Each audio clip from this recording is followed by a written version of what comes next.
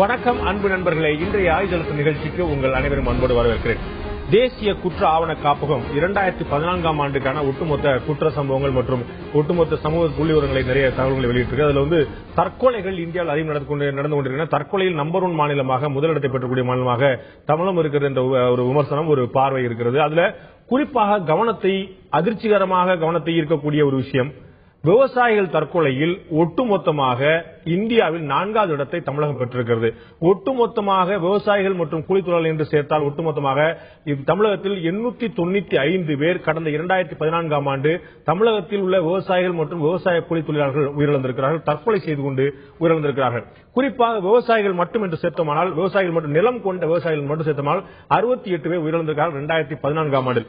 ஒட்டுமொத்தமாக இந்தியா முழுவதும் 12,360 பேர் விவசாயிகள், விவசாய தொழிலாளர்கள் தற்கொலை செய்து கொண்டிருக்கிறார்கள். இந்த விவசாயிகள் தற்கொலை என்பது என்னவோ ஆந்திராவிலும் மகாராஷ்டிரா, ஆந்திரா, தெலுங்கானா போன்ற மாநிலங்கள் மட்டும் நடக்கக்கூடிய விஷயமா இருந்த விஷயம் தாண்டி தமிழகத்தில் ஒரு மிகப்பெரிய கவலை ஏற்படுத்தக்கூடிய விஷயமா இருக்கிறது.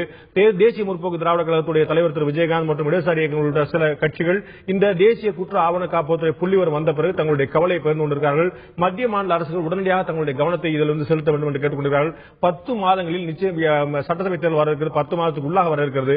நிச்சயமாக அரசியல்வாதிகள் தரப்பிலிருந்து அனைத்து கட்சி, ஆளுங்கட்சி, எதிர்கட்சி என்ற அனைத்து கட்சிகள் தரப்பிலிருந்து விவசாயத்துக்கான வாக்குறுதிகள் அள்ளி வீசப்படும், மாற்று கருத்தில்லை. ஆனால் உண்மையிலேயே விவசாயம் வளர வேண்டும், விவசாயிகள் கவனிக்கப்பட வேண்டும், பாதுகாக்கப்பட வேண்டும், அவர்களுக்கு ஒரு உத்தரவாதமான லாபகரமான தொழில் காத்திருக்கிறது என்ற உத்தரவாதத்தை அடுத்த தலைமுறைக்கு கொடுக்கக்கூடிய அளவில் இந்த விவசாயத்தை பேணி காப்பதில் ஒரு விவசாயிகளை தவிர வேறு யாருக்கே அக்கறை இருக்கிறதா என்ற கேள்வி எழுந்து கொண்டே இருக்கிறது. இந்த புள்ளி விவரம் அதனுடைய எதிரொலியாக அரசு, மத்திய மாநில அரசு என்ன செய்ய போகின்றன? கட்சிகள் இதை வெறுமனே அரசியலாக்க போகின்றன அல்லது அவர்களும் தங்களுடைய அக்கறை வெளிப்படுத்த போகிறார்கள்? இடைப்பட்டுதான் இன்றைய ஆயுதல் நிகழ்ச்சியில் விவாதிக்கிறோம்.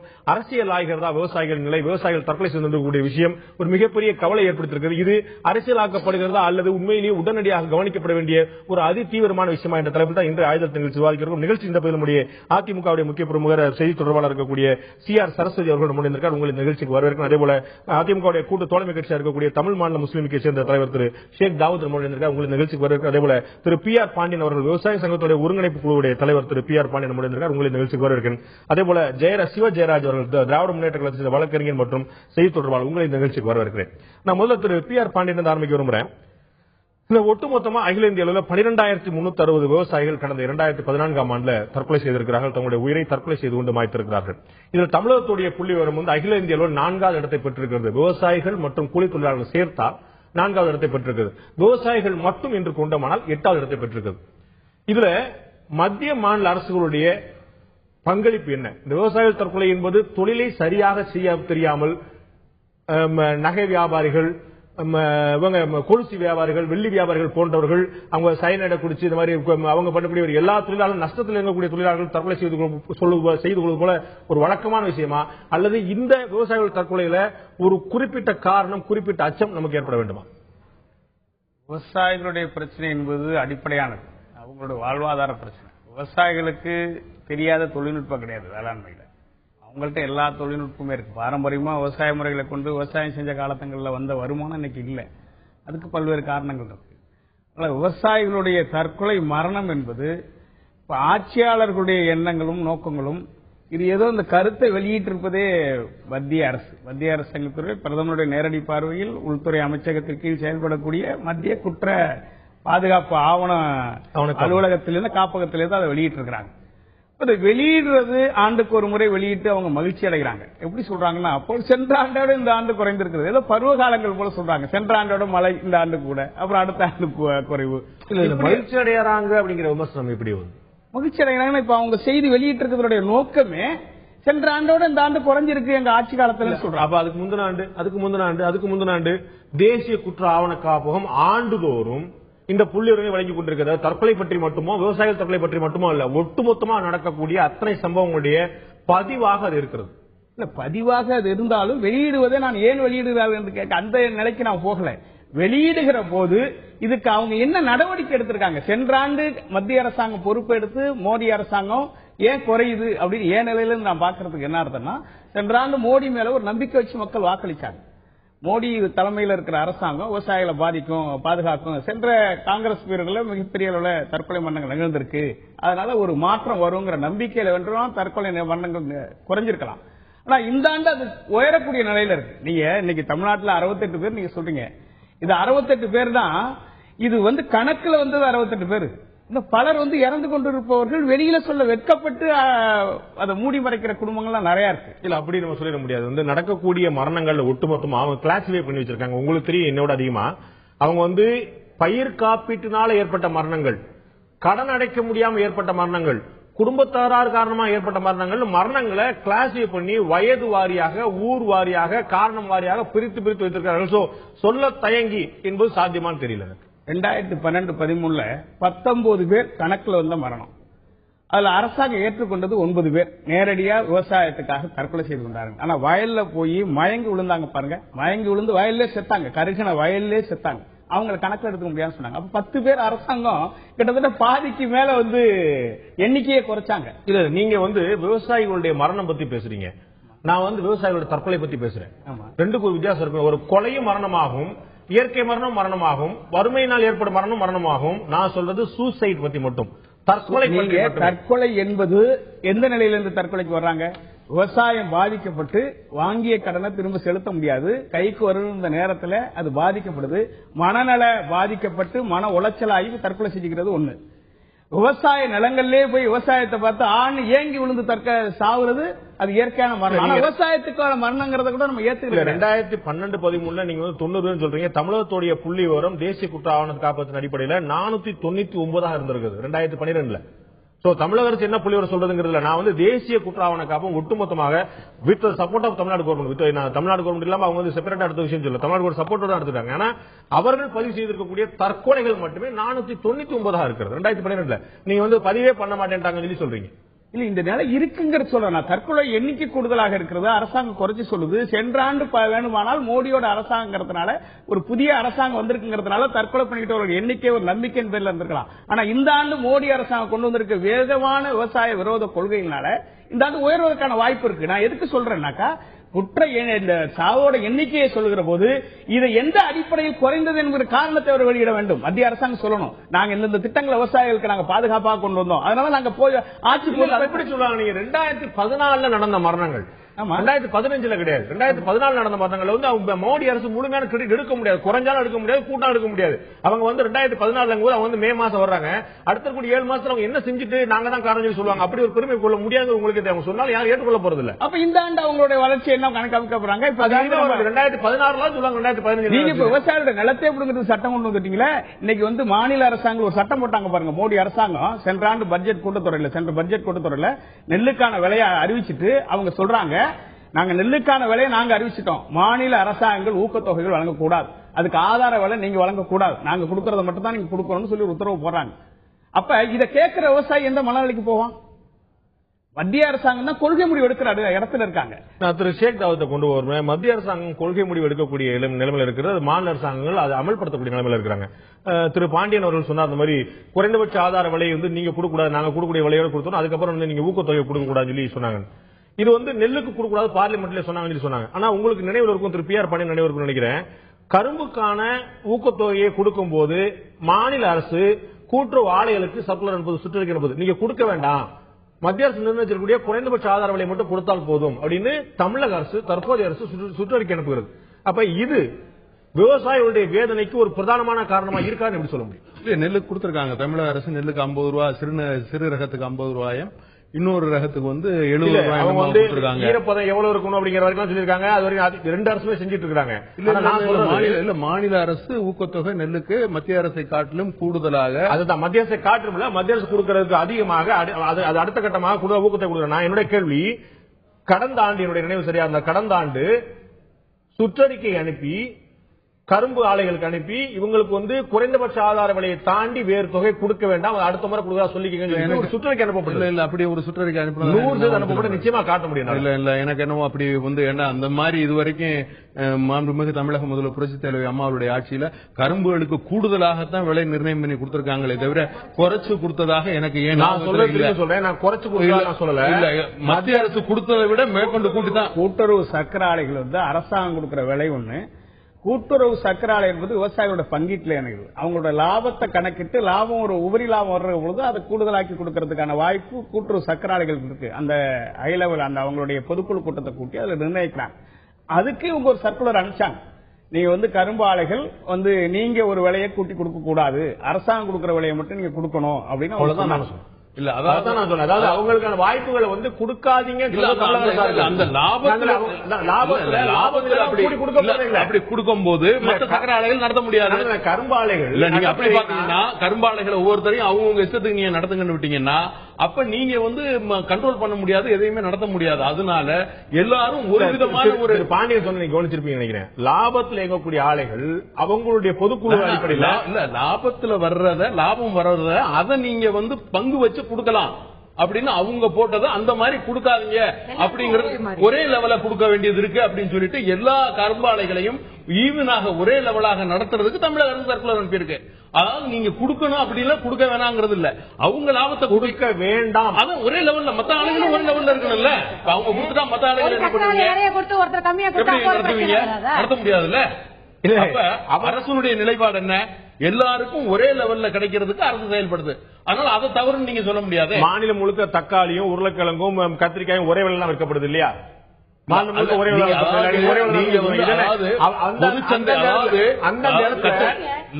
கடைக்கு போனா ஒரு வேலை இருக்கும், ரோட்ல போனா அது எப்படி நீங்க எல்லாம் ஒரே வேலையில கொடுக்கறாங்கன்னு சொல்றீங்க?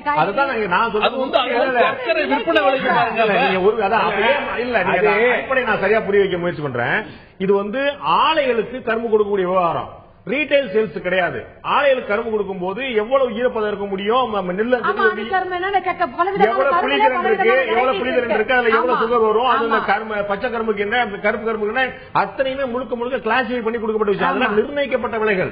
இதை தாண்டி கூட்டுறவு ஆலைகள் சொல்றாங்க இந்த மாதிரி அவங்க ஒரு வாய்ப்புகள் உண்டு, அதுல அவங்க கொடுக்குறாங்கன்னு சொல்ல முடியாது. அவங்க லாபத்துல பங்கு கொடுக்கக்கூடிய கூடுதல் விலை கொடுக்கக்கூடிய வாய்ப்பு இருக்கும் போது கொடுக்காதே அப்படின்னு ஒரு சுற்றறிக்கை எதை காட்டுது சொல்றாங்க. இப்போ நல்ல சத்துள்ள ஒரு கரும்பா வாங்கி அவங்க அதுல லாபம் பார்க்குமோ அதுல பங்கு கொடுக்கலாம்.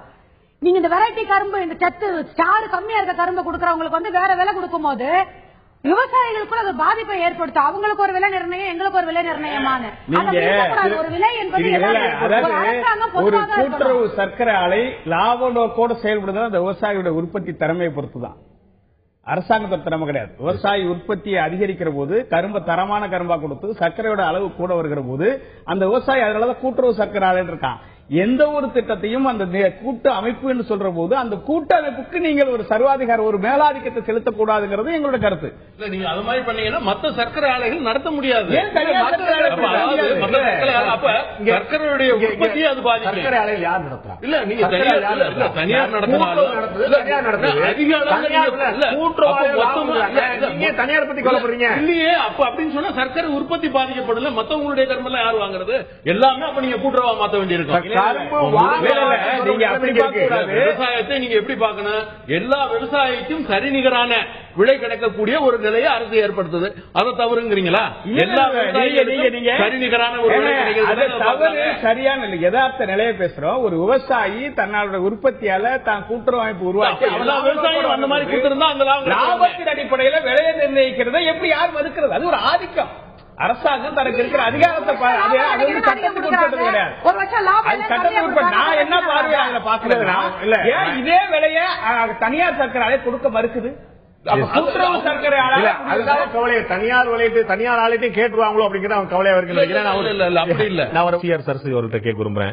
2013ஆம் ஆண்டு தமிழகத்தில் நடந்த விவசாயிகளுடைய தற்கொலை, விவசாயி மற்றும் கூலித்தொழிலாளர் 2 சேர்த்து நான் சொல்றேன், எண்ணிக்கை 105 இருந்தது. இப்போ அது 895 இருக்கு. ஆல்மோஸ்ட் ஒரு 10 டைம்ஸ் கிட்ட வருது. ஒரு 900 சொல்லும் போது இவ்வளவு எண்ணிக்கை அதிகரிச்சே இருக்கு. உடனடியாக இந்த இடத்துல அரசுடைய கவனம் தேவைப்படுகிறது அப்படிங்கிறது தோணலையா? இன்னும் சொல்ல போனா விவசாயிகளுடைய எண்ணிக்கையை விட விவசாய கூலி தொழிலாளர்களுடைய எண்ணிக்கை பெருமளவுல இருக்கு. அது ஒரு 68 தான் சொல்லி சொன்னா இது கிட்டத்தட்ட 830 கிட்ட இருக்கு. அப்போ உடனடியாக மாநில அரசு கவனம் செலுத்த வேண்டிய விஷயம் இது அப்படின்னு தோணலையா? எல்லா விவசாயிகளும் எல்லாருமே நெருக்கடி காரணமா செத்ததா இதுலயே கொடுக்கல. கடன் நெருக்கடியில 20% பேரும், பயிர் சேதத்தில் 16.8% பேரும், வயது மூப்பு நோய் மதுப்பழக்கத்தால் இப்படிதான் செத்துருக்காங்க. நீங்க சொன்ன கணக்கிலேயே 20% கடன், 16.8% பயிர் இழப்பு, 37% இதுலயே வந்துருச்சு. இதுக்கு மேல மெஜாரிட்டி எதுவும் இருக்காதுன்னு நினைக்கிறேன். நீங்க சொன்னதுதான் இரண்டு பிரதானமான காரணங்கள். நீங்க சொன்னதுதான் இரண்டு பிரதானமான காரணங்கள். அதுவே 37 விழுக்காடு. ஓகே, ஒன் திங், விவசாயத்தை நம்பி இருக்கு, மழையை நம்பி இருக்கு, தண்ணீரை நம்பி விவசாயம் இருக்கு. இன்னைக்கு பாதி மழை பருவம் இன்னைக்கு போயிடுச்சு. மழை என்பது நம்ம நாட்டுல பிளாஷ் நியூஸ் மாதிரி ஆயிடுச்சு. மழை பெஞ்சா பிளாஷ் நியூஸ் போடுற மாதிரி இருக்கு. அந்த மழையும் தூரிட்டு போயிடுது. காவேரி நேரத்துல தண்ணி திறந்து விடுறது இல்ல. மெயினா உங்களுக்கு விவசாயம் செய்யக்கூடிய நீர் ஆதாரம் நீங்க இந்த கருத்தை சொல்றதுக்கும் ஆற்காடு வீராசாமி போன ஆட்சியில கரண்ட் இல்லாததுக்கு என்ன செய்ய, மழை இல்ல, காத்து இல்ல, மின்சாரம் மழையை எப்படி ஒப்பிடுவீங்க? மழை இல்ல, கர்நாடகா தரல, பேசாம இருந்தீங்களா? கர்நாடகா தரஞ்சு கோர்ட்டுக்கு போனீங்கல்ல. மழை இல்ல அப்படின்னா சொட்டு நீர் பாசனத்தை வலியுறுத்தணும், விவசாயிகளுக்கு மானியம் கொடுத்து ஒவ்வொரு மாசம் ஒரு சொல்லுங்க. நெல்லுலயே 90 நாள் பயிர் இருக்கு, 120 நாள் பயிர் இருக்கு, 3 மாச பயிர் இருக்கு, 4 மாச பயிர் இருக்கு. அப்ப எந்த பயிரை போடுறது சரி? குறுவை சாகுபடிக்கு மழை பொய்த்து போனால் மாற்று பயிருக்கு 41 கோடி ரூபாய் அம்மா ஒதுக்கி இருக்கிறாங்க. அதே போல மும்முனை மின்சாரத்தை இன்னைக்கும் கொடுத்துக்கிட்டு இருக்கோம். கிருஷ்ணா நதி பிரச்சனை, காவிரி பிரச்சனை, இவ்வளவு பிரச்சனை இருக்கும் போது கூட சொட்டு நீர் பாசனம் கொண்டு பயிர் செய்ததற்காக இந்தியா டுடேயே பாராட்டி இருக்கு தமிழக அரசு. எல்லா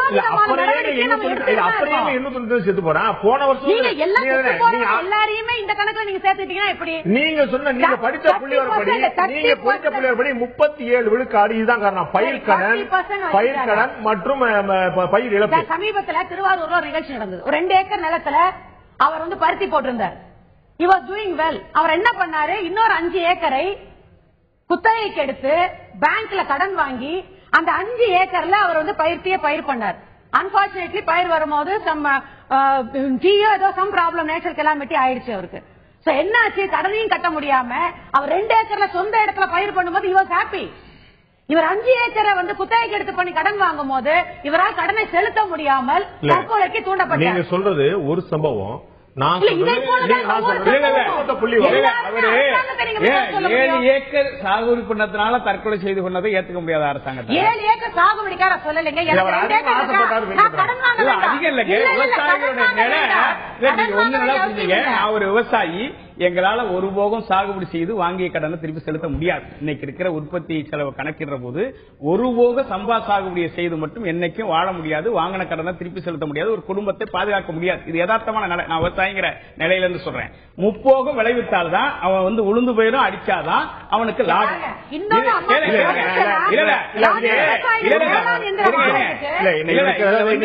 காவிரி பிரச்சனை, முல்லை பெரியார் பிரச்சனை, சொட்டு நீர் பாசனம், 41 கோடி ரூபாய் மானியம், நீங்க எல்லாமே சொல்ல போறீங்க. என்னுடைய கவலை என்னன்னா, 2011 623 இருந்துச்சு, 2012 499 குறைஞ்சது, 2013 105 குறைஞ்சது. குறைஞ்சுக்கிட்டே வரக்கூடிய தற்கொலை எண்ணிக்கை 2014 893 நிக்குது. இது யோசிக்க வேண்டிய விஷயம். நான் கேக்குறேன், விவசாயிகளுடைய தற்கொலை பத்தி மட்டும் தான் பேசிட்டு இருக்கேன். காதல் தொழில செத்தவனை பத்தி பேசல. அதுக்கு அடிப்படையான காரணம் 37 விழுக்காடு பத்தி மட்டுமே தான் நான் பேசுறேன். ஏன் கூடுது அப்படின்னா, 2011-12 ஆண்டு நீங்க ஆட்சி பொறுப்புக்கு வந்தப்ப ஜூன் 6ஆம் தேதி தண்ணி திறந்தீங்க, முப்போகம் விளைஞ்சிச்சு. விவசாயியோட தற்கொலை குறைஞ்சது. 2012-13 வறட்சி அதிகமானுச்சு. அன்னைக்கு கர்நாடகாவிலையும் தண்ணி இல்ல, இயற்கையும் பொய்த்து போச்சு, தற்கொலை மரணம் கூடுதலானுச்சு. நாங்க கேட்கறது எல்லாமே இப்ப தற்கொலைகள் நிகழ்ந்துகிற போது அரசாங்கம் அடிப்படையான திட்டங்களை அறிவிச்சாதான் தற்கொலை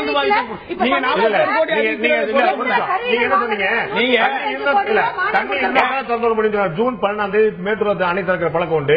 இந்த முறை கிட்டத்தட்ட ஒரு 70 அடி தான் இருந்தது. திரு துரைமுருகன் அழகாக குறிப்பிட்டார், 56 அடி இருந்த போதே திராவிட முன்னேற்ற கழக ஆட்சியில் திறந்து விட்ட வரலாறு உண்டு. என்ன காரணம்னா, மழை பெய்யுது, கர்நாடகாவில் தண்ணி திறப்பாங்க, தண்ணி வந்து தெரியும். மேட்டூர் அணை திறக்கப்பட்டது விரல் விட்டு எண்ணக்கூடிய நாட்களில் தான்.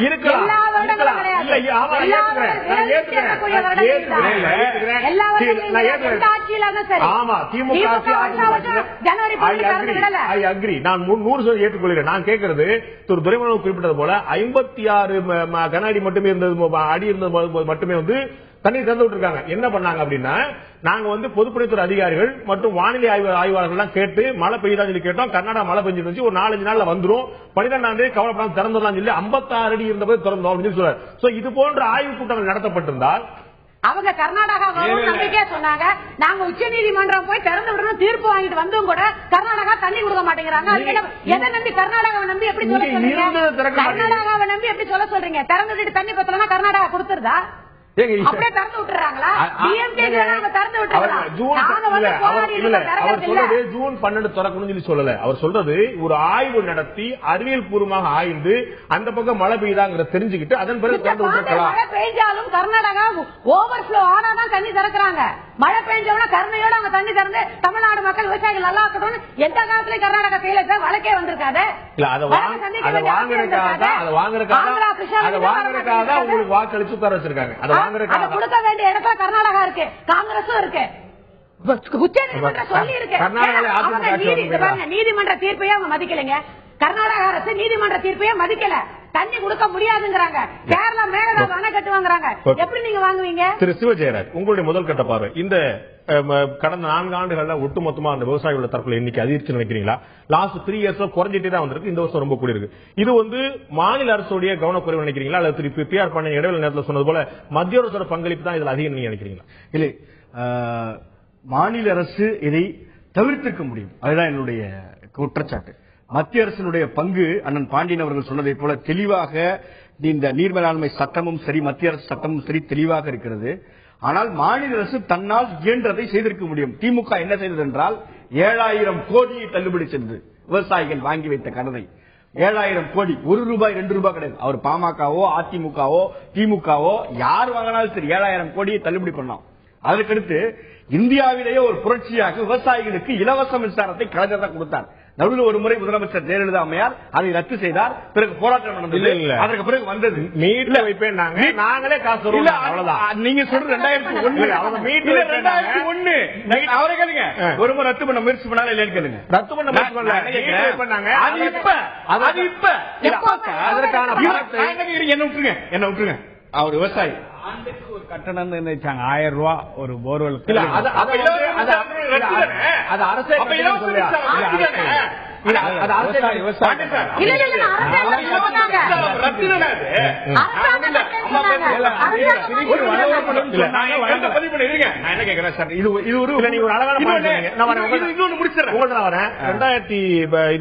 14 வருஷம் புள்ளிவரத்தை பார்க்கும்போது நிச்சயமா அரசால் தவிர்த்திருக்க முடியும் நீ சொல்றீங்க.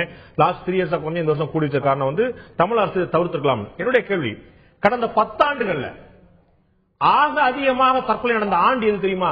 தெரியும், 2009. அதுல 1060 பேர் தற்கொலை செய்திருக்கிறார்கள். இப்போது 895 பேர் அதிமுக ஆட்சி இறந்திருக்காங்க. அப்படின்னா 2009 யாருடைய ஆட்சி நான் சொல்ல வேண்டியதில்லை. நான் என்ன கேட்கிறேன்னா ஒரே ஒரு செய்தி தான்.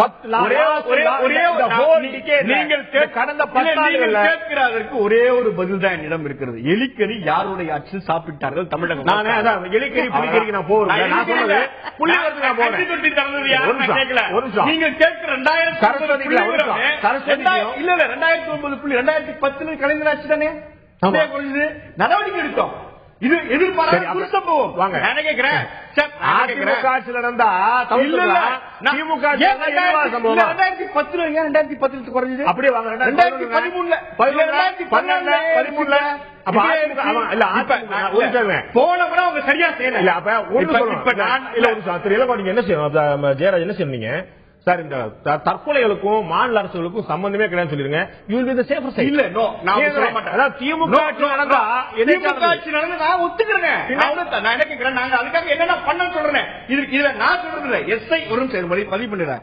SICCFM ஒரு அமைப்பு, south Indian coordination committee of farmers movement அண்ணனை போல அவங்க போய் ஒரு ரிசர்ச் பண்றாங்க. ரிசர்ச் பண்ணி ஒரு விவசாயியுடைய வீட்டை போய் உட்கார்ந்து இறந்து போன விவசாயி ஏன் இறந்து போனார்னு கேட்கிறாங்க.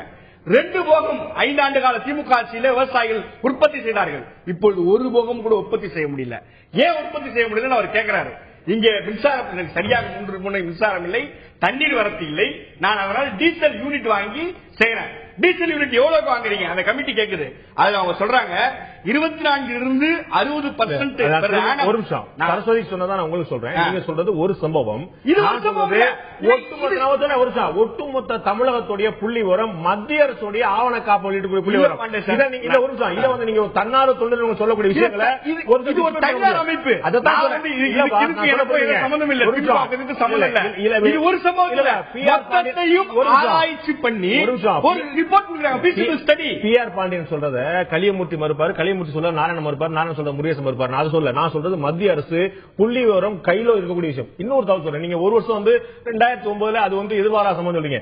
ஒட்டு மொத்தமா 2006 இருந்து 10 வரைக்கும் 4 வருஷம், இதுல 4 வருஷம் முடிஞ்சிருக்கு இல்லையா?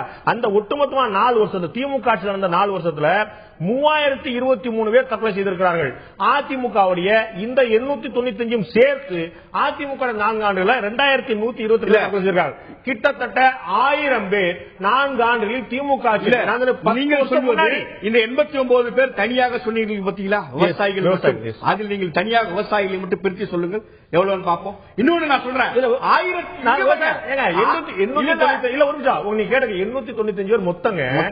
அதுல நீங்க தனியா இந்த ஆண்டுக்கு பிரிச்சு சொன்னீங்கல்ல, அதே போல ரேஷியோ தான். நான் என்ன கேட்கிறேன், அந்த ஆவணத்தை இதுவரை தேசிய ஆவண காப்பா வெளியிட்டதுல முதல் முறையா இப்பதான் கிளாசிஃபை பண்ணி வெளியிடுது. இல்ல இத நாங்க முதல்ல ஒரு குற்றச்சாட்டு எங்கள் மீது சுமத்தீர்களே, 1613 ஏரிகளை தூர்வாருனா நாங்க. நீங்க வந்தீங்களே, என்ன உள்கட்டமைப்பு பற்றி செஞ்சீங்க? அவங்க இல்ல, இப்ப நீங்க இல்ல நான் கேட்கிறேன், ஆடிப்பட்டம் தேடி விதை என்பதுதான் தமிழர்களுடைய பாரம்பரிய பழக்கம். நீங்க இந்த ஆடி மாசம் வருது, இதுவரைக்கும் ஒரு ஆய்வு கூட்டம், ஒரு அமைச்சர் அங்க போய் விவசாயிகளை பார்த்தாரா? ஒரு ஆய்வு கூட்டம் நடந்ததா? தமிழக அரசு துருப்பிடித்திருக்கிறது என்று எங்கள் தளபதி சொல்றாரு. ஒரு நாள் இன்னைக்கு பாக்கிறமே, ஒரு ஆய்வு கூட்டம். ஒவ்வொரு முறையும் விவசாயத்துறை அமைச்சர் போய் தஞ்சாவூர்ல உட்கார்ந்துக்கிறாரா? ஒவ்வொரு ஆண்டு திமுக சுற்றுப்பயணம் நடந்தது, ஆலோசனை கூட்டம் நடந்தது. நீங்களே சொன்னீங்க, அண்ணன் துரைமுருகன் அதுக்கு உதாரணம் சொன்னாரு. இல்ல நான் ஒண்ணு கேட்கல, நீங்க சொன்னது கூட 56 அடி 54 திறக்கப்பட்டாங்க. நான் சொன்ன துறைமுருகன் உதாரணம் ஒத்துக்கிறீங்க. நான் சொன்ன தேசிய ஆவண குற்றம் யாராவது போனாங்க, முதலமைச்சர் போனாங்க, முதலமைச்சர் ஏதாவது கூட்டம் நடத்துறாங்க. நம்ம பேசுறது தற்கொலைகள் பற்றி. 3200 பேர் 4 ஆண்டுல இறந்திருக்காங்க. அது பெருசா? அது பெருசா? நீங்க சொல்லுங்க. இல்ல நான் என்னுடைய ஒரே ஒரு பணிவான வேண்டுகோள் என்ன தெரியுங்களா, இந்த அரசு செய்யாததை எங்களை சொல்ல விடுங்கள் தான் நான் கேட்கிறோம். ஏன் வந்து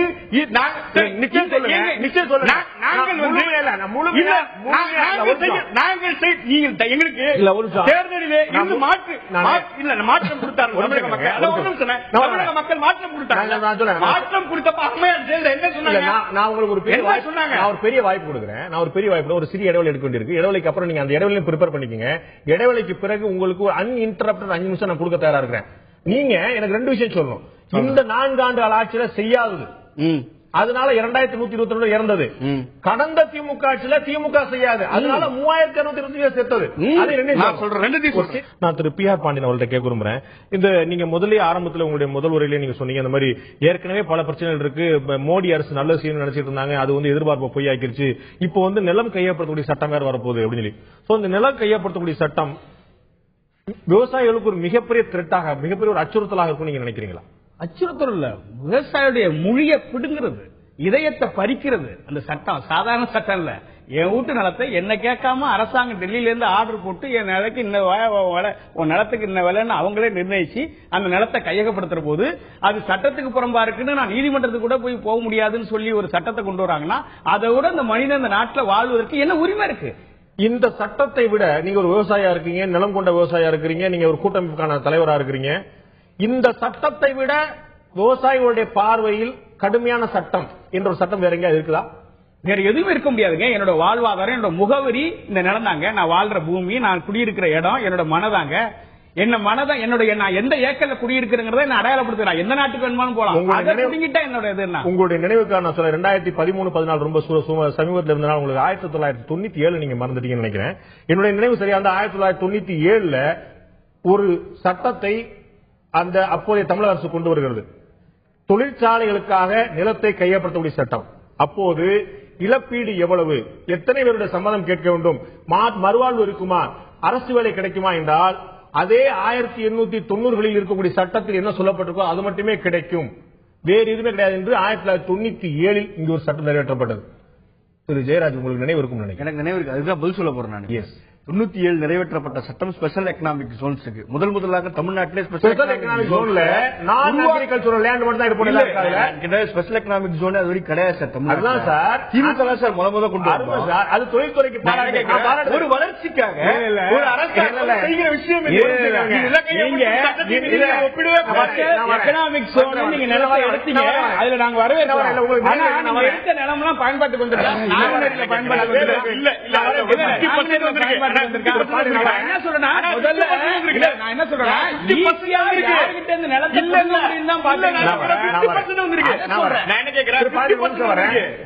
என்னுடைய கேள்வி அது இல்லை. நான் என்ன கேட்கிறேன், இன்றைக்கு நிலம் கையகப்படுத்தக்கூடிய சட்டத்தை திமுக கடுமையாக எதிர்த்துக் கொண்டிருக்கிறது. அது இருக்கிறீங்களா? இல்ல. இதை விட கடுமையான சட்டம்னு சாதாரண விவசாயிகள், கூலி தொழிலாளர்கள், நிலம் இல்லாத விவசாயிகள் கூட சொல்லுவாங்க. ஏன்னா இந்த சட்டத்திலும் 2013 காங்கிரஸ் அரசு கொண்டு சட்டத்தில் உத்தரவாதப்படுத்தப்பட்ட மறுவாழ்வு 4 மடங்கு காசு திமுக ஆட்சியில் கொண்டு வந்த சட்டமும் சரி, 97 காங்கிரஸ் அரசு கொண்டு வந்த சட்டமும் சரி, அப்பீல் போக முடியும், இதுல போக முடியாது சார். நான் சொல்றேன், எனக்கு வந்து இழப்பீடு எவ்வளவு தெரியுமா? 4 மடங்கு இழப்பீடு சந்தை மதிப்பு அரசு 2017 தயவு செய்து ஒப்பிடாதீர்கள். 4 மடங்கு நிவாரணம் கிடையாது, மறுவாழ்வு கிடையாது, வேலைக்கு உத்தரவாதம் கிடையாது. அன்றைக்கு இருந்தது எவ்வளவு ஏக்கர் கையகப்படுத்தணும் சொல்லுங்க. இன்றைக்கு தமிழக அரசு இன்றைக்கு எத்தனை கையகப்படுத்துது? எத்தனை லட்சம் ஏக்கர் கையகப்படுத்த போறாங்க?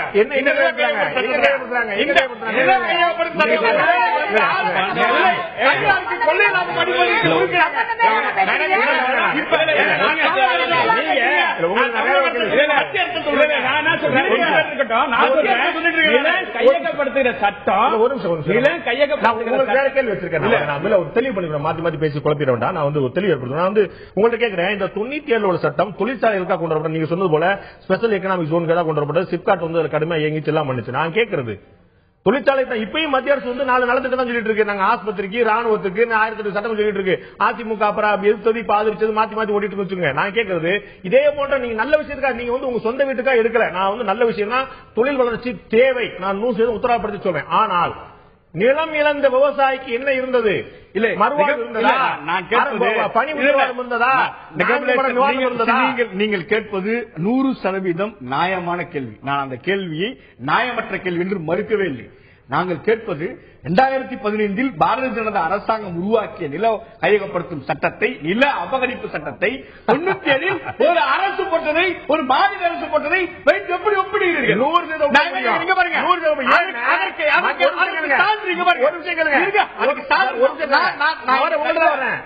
நீங்க மத்திய அரசு மாநில பிரிச்சு பாக்குறீங்க இல்லையா? மத்திய அரசு கொண்டு வந்த சட்டத்தை நரேந்திர மோடி நேரம் கையெழுத்து முடியாது.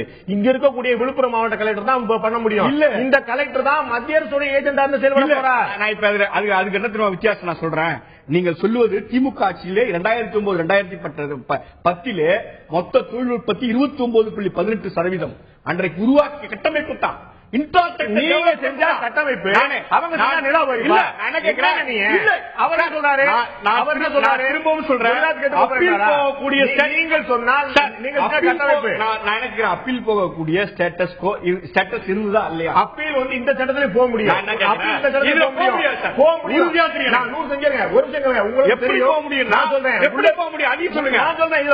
உள்ள இருக்கக்கூடிய அவர்கள் குழு அமைத்திருக்கிறார்கள் கலெக்டர் தலைமையில். அந்த குழு ஏற்று கொள்ளாத பட்சத்தில் நீதிமன்றம் போலாம். அந்த குழு எப்படி செயல்படும்? அந்த குழு முழுமையாக செயல்பட முடியுமா? நீங்க இப்பதான் சொன்னீங்க, உங்களுடைய நிறைய மாவட்ட ஆட்சித்தலைவர் தான் மத்திய அரசுடைய 2013 மத்திய அரசு சாதகமாக விவசாயிக்கு சாதகமா இருப்பாரா? நான் சொல்றேன் 2013 நீங்க சொல்லுங்க. நீங்க 97 கொண்டு வந்து யாரு இருப்பா? கலெக்டர் திரும்பவும் சொல்றேன் 2013 சட்டம் கிடையாது. இல்ல நான் என்ன கேட்கிறேன், 2014 சட்டம், இந்த ரெண்டுலயுமே இவங்க நீதிமன்றம் போலாம், இவங்க இழப்பீடு கோரலாம், மறுவாழ்வு கோரலாம். நிலம் பயன்படுத்தப்படாவிட்டால் 5 ஆண்டுகளில் இவர்கள் திரும்ப வழங்கப்படும். இந்த 2 சட்டத்திலும் இருக்கு. 97 சட்டம் இருக்கா? சென்னையில நிலங்கள் இல்ல. நான் கேட்பது விவசாயிகளினுடைய நிலத்தை இவர்கள் எடுத்துக் கொள்வார்கள். 5 ஆண்டு காலம் அதற்காக பயன்படுத்தவில்லை என்று சொன்னால் அதற்கான வழிமுறை திமுக கொண்டுவரப்பட்ட சட்டத்தில் இல்லை. மத்திய அரசு சட்டம். இது மத்திய அரசு இருக்கிற விஷயத்தை நீங்க மாநில அரசு ஒப்பிடாதீங்க. ஓகே, அதிமுக முறை. நான் திரு ஷேக் தாவூத் கேட்க விரும்புறேன். இந்த சட்டம் 1997 திமுக ஆட்சியில் கொண்டுவரப்பட்டது. இது வந்து தொழிற்சாலைகளுக்காக கொண்டுவரப்பட்ட சட்டம். அதிமுக பங்களிப்பு இல்லாம ஒரு சட்டம் தமிழ்நாட்டில் உருவாலாமா?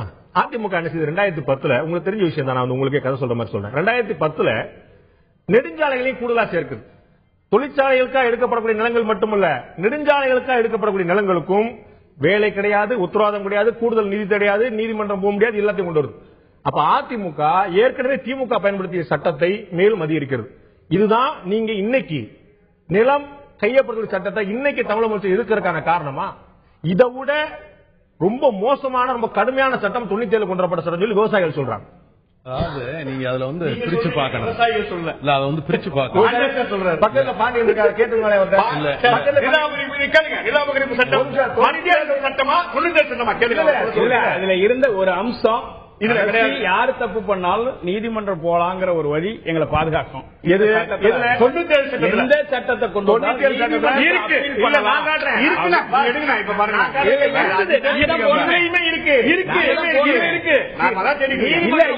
நீங்க சொல்றது என்னன்னா, இப்ப கூலிப்பட ஒரு குழுவா சேர்ந்து கொலை பண்ணிட்டான்னா கொலையான குடும்பத்தினர் போய் அவன்கிட்ட தான் நியாயம் கேட்கணும்ன்றீங்க. நீதிமன்றத்துக்கு போக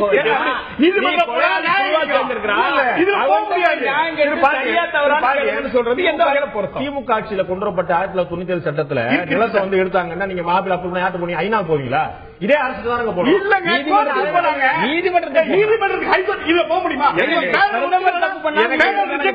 எனக்கு வந்து எனக்கு அவ்வளவு தூரம் தெரியல. நானும் நீதிமன்றம் போலாம் சொல்லிட்டு இருக்கேன். நீங்க போக முடியுமா? நான் வரேன் உங்கள்கிட்ட வரேன். மத்திய அரசு நான் சொல்லிருக்கேன். 2010 தொழிற்சாலையில் இருக்கக்கூடிய இந்த வரம்பை சிப்காட் வந்து லாபத்தில் இயங்க ஆரம்பிச்சது. எனக்கு தெரிஞ்சு ஒரு அரசு நிறுவனம் வந்து டான்சி லாபத்தில் இயங்கல, டான்சம் லாபத்தில் இயங்கல, ஆனா சிப்காட் லாபத்தில் இயங்க ஆரம்பிச்சு. ஏன் அப்படின்னா விவசாயிகளோட நிலத்தை வாங்கி பன்னாட்டு நிறுவனங்களுக்கு தொழிற்சாலை ஏற்படுத்தி தர வசதி பண்ணி கொடுத்து அதுல கடுமையான லாபம் வந்து தான் வைத்துக் கொண்டது போக அரசுக்கு ஈவுத்தொகை கொடுக்குது சிப்காட். இவ்வளவு பெரிய அதிசயம் நடந்தது. இப்ப நெடுஞ்சாலைகளுக்கு கூடுதலா சேர்த்துக்கிட்டது எது? இதே மாதிரியான எந்த நலத்திட்டங்களும் விவசாயிகளுக்கு கிடையாது. இதை எப்படி நீங்க எதுக்க முடியும்? அதாவது ஒரு விஷயத்துல நீங்க தெளிவு வரணும். இன்ஃப்ராஸ்ட்ரக்சர் கூடணும், இன்ஃப்ராஸ்ட்ரக்சர் வேணும், போக்குவரத்து வேணும். அப்படின்னா இந்த தொழிற்சாலைகள் நடத்துவதற்கும் இந்த தொழிற்சாலைகள் மேம்படுவதற்கும் ரோடு வசதி வேண்டியது. இந்த 2014 வந்து கொண்டு வரக்கூடிய அவசர சட்டத்து மேல தமிழக முதல்வர் தெரியலையாது. இல்ல, இப்ப எதிர்க்கிறாங்களே, முதல்ல ஆதரிச்சு இப்ப எதிர்க்கிறாங்களே. இல்ல சில திருத்தங்கள் கொண்டு வரப்படுகிறது என்றது தெரிந்த பிறகுதான் இந்த கடிதத்தை பிரதமருக்கு அம்மா இன்னைக்கு எழுதியிருக்காங்க. சில திருத்தங்கள் கொண்டு வரப்படுகிறது என்பதனால்தான். ஓகே, உங்க திருத்தங்கள் கொண்டு வரப்படுகிறது தெரிஞ்சுட்டு நீங்க அதிர்ச்சி அடைஞ்சு நீங்க ஆதரவு கொடுக்க நியாயமான. இப்போ சகோதரர் ஜெயராஜ் என்னமோ சொன்னார், எலிக்கறி விவசாயிகள் என்ன கஷ்டப்பட்டாங்கிறது எல்லாருக்குமே தெரியும். நான் சொல்றேன், இவங்க வந்து மத்திய அரசு வந்து ஒரு நிலைப்பாடை மாத்திக்கிறது, அதனால அதிர்ச்சி அடைஞ்ச தமிழக முதலமைச்சர் வந்து நாங்க வந்து ஆதரவு கொடுக்க முடியாது. மாற்றம் அதிர்ச்சி எல்லாம் கிடையாது. தெளிவா அம்மா எழுதியிருக்காங்க. நாங்கள் சில நீங்கள் விதிமுறைகளை மீறுவதாக எங்களுக்கு ஒரு செய்தி வந்திருப்பதனால் அப்படி செய்தால் விவசாயிகள் பாதிக்கப்பட்டால் அதை ஒருபோதும் அண்ணா திராவிட முன்னேற்ற கழகம் ஏற்காது என்பதை தெளிவாக எழுதியிருக்காங்க. உங்களுக்கு தெரியுமா, 2014 என்னுடைய நினைவு சரியா பிப்ரவரியில தமிழக சட்டசபை கூட்டத்துல தமிழக முதலமைச்சர்ல இவங்க வந்து ஒரு சட்டம் கொண்டு வராங்க, ஒரு விதிவிலக்கு கொண்டு வராங்க. என்ன கொண்டு வராங்க தெரியுமா?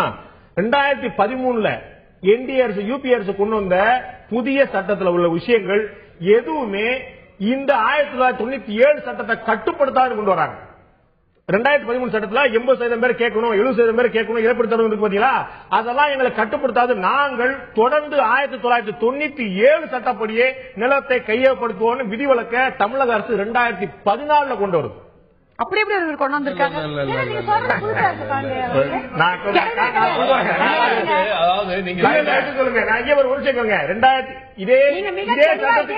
அம்மாவோட கடிதத்தை வச்சு நீங்களும் இங்க விவாதம் நடத்துறீங்க.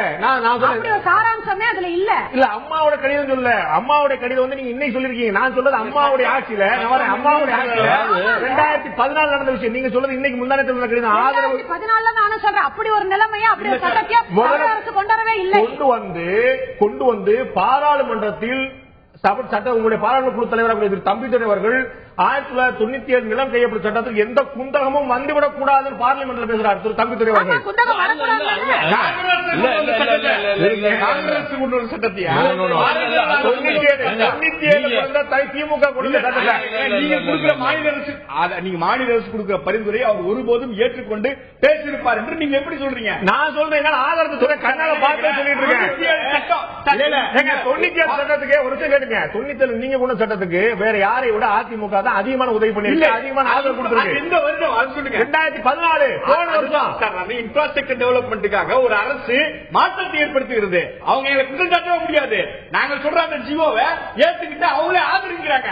அப்ப எங்க தவறு எப்படி வரும்? இன்ஃப்ராஸ்ட்ரக்சர் டெவலப்மெண்ட் அக்செப்ட் பண்றாங்க. பிஜேபி சொல்லிச்சு, அதுதான் காங்கிரஸ் சொல்லிச்சு. 1890 இருந்த சட்டம் டிராகனியன் லா, ஒரு அரக்கத்தனமான சட்டம் சொல்லிட்டு இருக்கோமே, அந்த சட்டத்தை தான் ரெஃபர் பண்ணது 1997.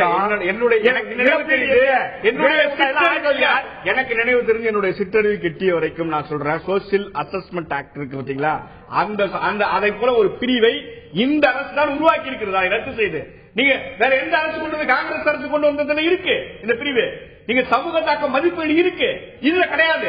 எப்படி நீங்க அதை ஒத்துக்கிறீங்க? சமூக தாக்க மதிப்பு வந்து 1997 கிடையாதுங்க. நான் என்ன சொல்றேன் திரும்ப 1997 ஒட்டுமொத்தமா அது தவறு.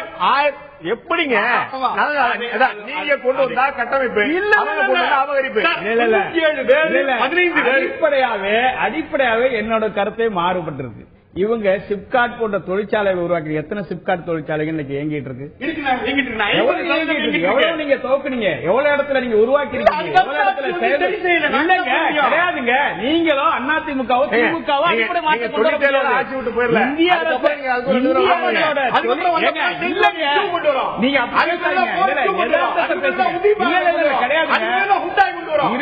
நீங்க அதான் ஹுண்டாய் போர்டு கம்பெனிகள் வெறும் பன்னாட்டு பெருமுதலாளிகளுக்கு ஆதரவான தொழில்கள் துவங்குவதற்கான சட்டம். நீங்க இன்னைக்கு கொண்டு வந்து நீங்க என்ன நோக்கத்துக்காக கொண்டு வந்து உள்நாட்டுல சிறு தொழில்களை உருவாக்கணும், மேம்படுத்துற நோக்கத்தில் கொண்டு வந்து சிறு தொழிற்சாலைகள் நச்சு போச்சு. இது அடிப்படையாக மத்திய அரசாங்கம் தொழிற்கொள்கையிலே மாற்றம் வந்து பன்னாட்டு பெருமுதலாளிகளுடைய தொழில் நிறுவனங்கள் மேம்படுவதற்கு தான் சட்டம் கொண்டு வந்தது. உள்நாட்டு சிறு முதலாளிகள் சிறு தொழில் அழிச்சு போச்சு. உங்கள்ட்ட வேறு சில கேள்விகள் சுருக்கமா தெரிஞ்சுக்க வரும்போது, ஒண்ணு வந்து என்னன்னா, விவசாயிகள் வந்து கிட்டத்தட்ட 80 பேர் தான் இருக்கிறாங்க. விவசாய தொழிலாளர்கள் வந்து கிட்டத்தட்ட 900 பேர் இருக்கிறாங்க, 800 பேர் கிட்ட இருக்கிறாங்க. இந்த காரணம் என்ன? விவசாய தொழிலாளர்கள் எதனால இருக்கிறாங்க? விவசாயிகளுக்கு வந்து நிலம் போச்சு, வருமானம் போச்சு. விவசாய தொழிலாளர்கள் இருக்க வேண்டிய அவசியம் என்ன? மாற்று தொழிலுக்கு ஏன் செல்வதில்லை? சுருக்கமா விவசாயிகளுக்கு கடன் பிரச்சனையால தற்கொலை செஞ்சிருக்காங்க. உற்பத்தி பெற பொருளுக்கு கட்டுப்படியான விலை கிடைக்கல, அவங்க தற்கொலை பண்ணிக்கிறாங்க. விவசாயத்தை செஞ்சாதான் விவசாய தொழிலாளிக்கு வாழ்வாதாரம். விவசாயமும் நடைபெறல. இப்ப தை மாசத்துக்கு பிறகு மாற்று தொழில் நோக்கி ஏன் போல? மாற்று தொழில் எங்க போக முடியும்? கர்நாடகா தேசிய ஊரக வேலைவாய்ப்பு திட்டத்திலிருந்து கட்டட தொழிலிருந்து ஆயிரக்கணக்கான தொழில்கள் இருக்கக்கூடிய வாய்ப்புகள் உண்டு. தேசிய ஊரக வேலைவாய்ப்பு திட்டம் கொண்டு வந்த திட்டம் நல்ல திட்டம், நல்ல நோக்கத்துக்காக கொண்டு வரப்பட்டது. இன்னைக்கு அது வந்து மழுங்கடிக்கப்பட்டுச்சு. இன்னைக்கு பேரளவில் செயல்படுது. கிட்டத்தட்ட ஒரு குடும்பத்துக்கு 100 நாள். ஒரு குடும்பத்துல 4 பேர் இருக்காங்க, 5 பேர் இருக்காங்கன்னா 25 நாள் தான் வேலை. 5 பேர் இருந்தாக்க 20 நாள் தான் வேலை. 20 நாள் மட்டும் ஒரு அரசாங்கம் திமுக அதிமுக ஆட்சி எல்லாத்தையும் சேர்த்து இலவசமான மின்சாரம் கொடுக்குறாங்க, வரி விலக்குகள் கொடுக்குறாங்க, வருமான உச்சரம்புகள் கிடையாது. இந்த மாதிரி பல சலுகைகள் வேற எந்த தொழிலுக்கும் இல்லாத சலுகைகள் விவசாயத்துக்கு கொடுத்தும் கூட விவசாயம் வந்து ஒரு லாபகரமான தொழிலாகவே இல்லாம இருப்பதற்கு என்ன காரணம்? விவசாயத்துக்கு அடிப்படையான இலவசங்களே விவசாயத்தை அளிக்கிறதுங்க. முதல்ல அதை நீங்க புரிஞ்சுங்க. நாங்க விவசாயிகள் யாரும் இலவசம் கேட்கலங்க. எங்க உற்பத்தி பண்ற நெல்லுக்கு கட்டுப்படியான விலை கொடுங்க, இதுதான் நாங்க கேட்கிறோம். இல்ல உங்களுக்கு என்ன நேரம் இல்ல, உங்களுக்கு வந்து கறவை மாடு கொடுக்குறாங்க, உங்களுக்கு ஆடு மாடு கொடுக்குறாங்க, அவர் சொன்னா உழவு சந்தை வச்சாங்க. இது போன்ற விஷயங்கள் விவசாயிகள் தான் ஊக்கம் தரக்கூடியதா இருக்கும். அடிப்படையான வாழ்வாதாரத்துக்கு வாங்குகிற சக்தி, பாலை உற்பத்தி பண்ணி விற்பதற்கான சந்தை வசதி இருக்கா? கிடையாது. கூட்டுறவு பால் வழங்கு சங்கங்கள் இன்னைக்கு நஷ்டத்துல போகுது. பாலை கொண்டு போய் ரோட்ல குட்டி போடாதான். எப்படி நீங்க வந்து விவசாயி மாட்டு கொடுத்துட்டாக்கா வாழ்ந்துரும் எப்படி சொல்றீங்க?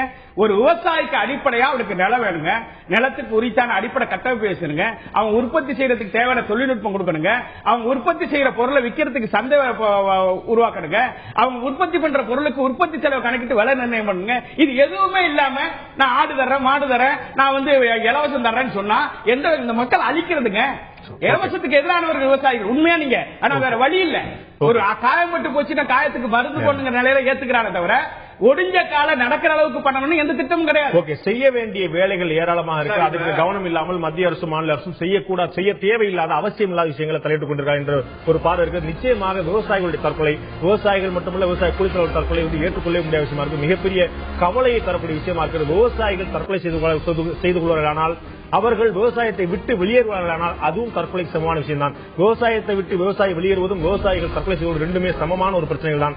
இதில் நிச்சயமாக மத்திய மாநில அரசுகள் கூடுதலாக 100 விழுக்காடு கவனத்தை இதில் கொள்ள வேண்டும். விவசாயிகள் தற்கொலை செய்தால் நாம் பொறுப்பேற்க முடியுமா, அதற்கான காரண காரியங்கள் வேறு என்று நாம் நம்மை சமாளித்துக் கொண்டிருந்தோம்னால் நாம் நம்மை ஏமாற்றிக் கொள்கிறோம் என்ற அர்த்தம். நிச்சயமாக நாளைய தலைமுறை மிகப்பெரிய பாதிப்புக்குள்ளாகும். அதை ஈடுகட்டாத, அதை கவனத்தில் கொள்ளாத ஒரு பாவத்தை செய்ததாக இந்த தலைமுறை மத்திய மாநில அரசுடைய கவனம் இதில் ஈடுபடும் என்று எதிர்பார்ப்போம். கலந்து வந்து கருத்து விருந்தினர்கள் 4 பேருக்கும் நன்றி. பார்த்த உங்களுக்கும் நன்றி நண்பர்களே.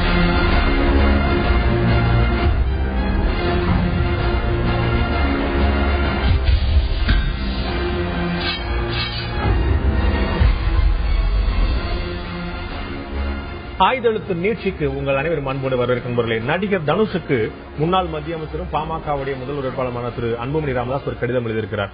அது வந்து ஊடகங்களுக்கும் அனுப்பப்பட்ட ஒரு பகிரங்கமான கடிதம். உங்களுடைய மாமனார் திரு ரஜினிகாந்துடைய வழியை பின்பற்றி நீங்களும் திரைப்படங்கள்ல புகைப்பிடிக்கக்கூடிய காட்சிகளில் நடிக்க மாட்டேன் என்று உறுதியேற்க வேண்டும். இளைஞர்கள் வந்து நிறைய பேர் இறக்குறாங்க, சினிமாவுடைய தாக்கம் அதிகமா இருக்குது, அதனால பல காரணங்களை சுட்டிக்காட்டி ஒரு 4-5 பக்கத்துக்கு வந்து ஒரு கடிதம் எழுதியிருக்கிறார், பகிரங்கமான கடிதம். நீங்கள் இனிமேல் நடிகர் தனுஷ் புகைப்பிடிக்கக்கூடிய காட்சிகளில் சினிமாவில் திரைப்படங்கள் நடிக்க மாட்டேன் என்று வாக்குறுதி அளிக்க வேண்டும் என்று கேட்டிருக்கிறார். இந்த வாக்குறுதி ஒரு சமூக அக்கறையுடைய வெளிப்பாடா அல்லது பிரபலமான நடிகர்களிடம் இது போன்ற கோரிக்கையை பகிரங்கமான கடிதம் மூலம் வைக்கும் மூலமா தான் விவாதங்கள் வரும், ஒட்டுமொத்த சமூகங்கள் ஒட்டுமொத்த ஊடகத்துடைய கவனம் திரும்பும், திரையுலகத்துடைய கவனம் திரும்பும் என்ற ஒரு விளம்பர யுக்தி காரணமா இதுபோல கடிதம் எழுதிய மூலம் பாமக தொடர்ந்து திரைப்படங்களை தாக்கிக் கொண்டு வரக்கூடிய திரைப்பட நடிகர்கள் அரசியல் ஈடுபடுவதை தாக்கிக் கொண்டிருக்கக்கூடிய விமர்சித்துக் கொண்டிருக்கக்கூடிய பாமக நடிகர்கள் மற்றும் திரையுலகம் மிகப்பெரிய தாக்கத்தை தமிழ் சமூகத்தில் கொண்டிருக்கிறது என்பதை அவர்களாகவே முன்வந்து ஏற்றுக்கொண்டிருக்கிறார்கள். பல்வேறு கேள்வி எழுப்பியிருக்கின்றன. இதைப்பட்டுதான் இன்றைய ஆயுதெழுத்து நீட்சியில் விவாதிக்க இருக்கிறோம். நிகழ்ச்சி இந்த பகுதியில் நம்முடைய பாட்டாளி மக்கள் கட்சியை சேர்ந்த வழக்கறிஞர் ஊடக பிரிவு தலைவர் திரு பால் நம்முடைய இருக்கார். இன்னும் சிலர் மொழி நம்முடைய நடிகர் திரு ஆனந்தராஜ் நம்முடைய இருக்கிறார். அவங்க இருவர் இந்த நிகழ்ச்சிக்கு வர இருக்கிறார். ஆனந்தராஜ் நான் போறதுக்கு முன்னாடி திரு பால்ட்ட நான் கேட்க விரும்புறேன். ஏற்கனவே நான் அறிமுகத்தில் சொன்னது போலதான் இந்த பகிரங்கமான கடிதத்தை நீங்கள் எழுதியதன் மூலம் திரைப்படத்துடைய தாக்கம் தமிழகத்தில் சமூகத்தில் அரசியலில் மிகப்பெரிய அளவில் இருக்கிறது என்பதை பாமக ஒப்புக்கொண்டதாக ஆகிறதா? அரசியலில் தாக்கம் இருக்கிறது என்பதை தாண்டி சினிமாவில் வரக்கூடிய காட்சிகள் இதுபோன்று புகைப்பிடிப்பது போன்ற காட்சிகளினால் இளைஞர்களுக்கு மிகப்பெரிய தாக்கம் ஏற்பட்டு அதை பின்தொடரக்கூடிய வாய்ப்புகள் அதிகமாக இருக்கிறது என்பதுதான் உண்மை. நீங்க வந்து தொடர்ந்து திரைப்படம் நடிக்கக்கூடிய நடிகர்கள் அரசியலுக்கு வருவது, அவர்களுடைய கருத்தை கேட்கிறது, அவர்கள் முக்கிய பிரபலங்களாக சமூகத்தில் அங்கீகரிக்கப்பட்டு விமர்சித்தே வந்துட்டே இருக்கீங்க. இப்ப நீங்களே உங்களுடைய தலைவரே வந்து ஒரு கடிதத்தை எழுதிய மூலமாக, ஒரு நடிகருக்கு எழுதிய கடிதத்தின் மூலமாக அவரை போன்ற நடிகர்கள் இந்த சொசைட்டியில் ஏற்படக்கூடிய தாக்கம் அதிகம் என்பதை பாமக ஒப்புக்கொண்டது தான் அர்த்தமா இருக்க முடியும். அதாவது திரு அன்புமணி ராமதாஸ் அவர்கள் தனுஷ் அவர்களுக்கு எழுதியிருக்கக்கூடிய கடிதம் ஒரு நல்லெண்ணத்தின் அடிப்படையில் இந்த நாட்டில் ஒரு புகையில்லாத ஒரு நாடாக மாற்றியதற்கான ஒரு முயற்சி எடுத்து இந்தியா முழுவதும் புகையிலை ஒழிப்பிற்கான சட்டத்தை கொண்டு வந்து அதன் மூலமாக நிறைவேற்றியவர். பாட்டாளி மக்கள் கட்சியை பொறுத்தவரையில் புகையிலை ஒழிப்பு, மது ஒழிப்பு, லாட்டரி இதுபோன்று சமூகத்தை சீரழிக்கக்கூடிய விஷயங்களில் தொடர்ச்சியாக கடந்த 30 ஆண்டுகளாக போராடி வரக்கூடிய ஒரு என்னுடைய கேள்வி, நடிகர் தனுஷுக்கு நீங்க கடிதம் எழுதுனீங்க, ஏன் மற்ற நடிகர்கள், ஏன் ஆர்யாக்கள் எழுதல, மற்ற நடிகர்கள் எழுதல, ஒட்டுமொத்த திரையுலகத்துக்கு எழுதல, தனுஷுக்கு எழுதுறதுக்கான, அதுவும் இந்த படம் அவருடைய படம் ரிலீஸ் ஆகிற நேரத்தில் எழுதுறதுக்கான காரணம் இந்த நிகழ்ச்சியின் மூலம் பாட்டாளி மக்கள் கட்சியினுடைய எங்களுடைய முதலமைச்சர் வேட்பாளர் அன்புமணி ராமதாஸ் அவர்களுடைய கடிதத்தை ஏற்று தனுஷ் அவர்கள் நான் இனிவரும் படங்களில் புகைப்பிடிக்கும் காட்சிகளில் நடிக்க மாட்டேன், படங்களில் வரக்கூடிய காட்சிகளை வைத்து ரசிகர்கள் அதை பின்பற்ற வேண்டாம், நான் புகைப்பிடிக்கும் பழக்கமில்லாதவன் என்று இன்றைக்கு அவர் சொல்லியிருக்கிறார்.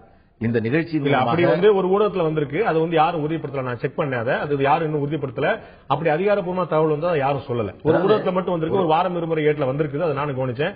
ஆனா அதை உறுதிப்படுத்தியதாக இன்னும் அதிகாரப்பூர்வமா தகவல் இல்லை. இருக்கட்டும், அந்த அளவுல நானும் அதை பார்த்துதான் இந்த செய்தியை நான் பதிவு செய்யல. இல்ல அவர் வந்து ஏற்றுக்கிறார், சம்மதிக்கிறார், மறுக்கிறார், இருக்கிறார். அப்புறம் நாங்க தனுஷை குறிப்பிட்டு நீங்கள் கேட்டிருக்காங்க, அவருடைய படம் இப்ப ரிலீஸ் ஆகுது, அதனால வந்து நீங்க வந்து இன்னொரு ஒரு கவனம் இருக்கும். திரு அன்புமணி சொன்னது போல அதிகமான ரசிகர்களை கொண்டிருக்கக்கூடியவரா ஒரு நடிகர்கள் தனுஷ் இருக்கிறார். சோ அவரை நம்ம இழுத்தோம், அவரோட ரசிகர்கள் கவனம் பெற்றோம் அப்படின்னா நமக்கு ஒரு பக்கம் கூடுதலா 4 பேர் கவனிப்பாங்க அப்படிங்கிறது என்னமா? இல்ல, புகையிலை ஒழிப்பிற்கு இப்படி ஒரு விளம்பரத்தை பாட்டாளி மக்கள் கட்சி தேடி போய் இதை செய்கிறது என்று நீங்கள் சொன்னால் யாரும் இதை நம்ப மாட்டாங்க. நான் என்ன ஏதான் கேக்குறேன், தமிழ்நாட்டுல வரக்கூடிய திரைப்படங்கள்ல 100க்கு 90 படங்கள்ல எந்நேரம் தண்ணி அடிச்சிட்டு இருக்காங்க, எந்நேரம் தம் அடிச்சிட்டு இருக்காங்க, எந்நேரம் காதல் பண்ணிட்டு இருக்காங்க, எந்நேரம் ஏதாவது பண்ணிட்டே இருக்காங்க. அவங்களுக்கு எல்லாம் கடிதம் எழுது, அதை பத்தி எல்லாம் பேசவே இல்ல. ரஜினிக்கு பகிரங்கமா கடிதம் எழுதி ஒரு மிகப்பெரிய பிரச்சனை, மிகப்பெரிய ஒரு எதிர்ப்பு, அதிருப்தி கடுமையா வந்தது. அதன் பிறகு ஒரு பகிரங்கமான கடிதம் எனக்கு தெரிஞ்சு ஷாருக் கானுக்கு எழுதுனாங்க, மத்திய அமைச்சரா இருக்கும்போது நான் பிரபல நடிகர் நான் நினைக்கிறேன். இப்ப தனுஷ் ஏன் பிரபலமான நடிகர்களே பார்த்து சொல்றாங்க, ஏன் நீங்க கேட்க வேண்டியது உங்களுக்கு மேலே அக்கறை இருக்குமானால் மது அருந்தக்கூடிய காட்சிகள், புகைப்பிடிக்கக்கூடிய காட்சிகள் வரக்கூடிய திரைப்படங்களை நாங்கள் அனுமதிக்க மாட்டோம். நீங்க தான் பூட்டு போட்டு போராட்டத்துக்கு வந்து பிரபலமானவங்களாச்சு, டாஸ்மாக் கிடைக்கிற கூட்டு சொன்னீங்கல்ல, அது மாதிரி மது அருந்தக்கூடிய காட்சிகள், புகைப்பிடிக்கக்கூடிய காட்சிகள் வரக்கூடிய படங்கள் நாங்கள் அனுமதிக்க மாட்டோம், திரைப்படத்தை திரையிட விட மாட்டோம் சொல்லலாமே. இல்ல, அதாவது இந்த கடிதம் என்பது நான் மீண்டும் சொல்லுகிறேன், நல்லெண்ணத்தோடு ஒரு நான் சொன்ன நல்லெண்ணமா தெரியுதா உங்களுக்கு? அதாவது படத்தை எதிர்த்து அந்த திரையரங்கை போய் பூட்டு போடுவதோ, அதை எதிர்ப்பதோ, அவர்களுடைய வணிகத்திற்கு தொந்தரவு செய்வதோ எங்களுடைய நோக்கம் அல்ல.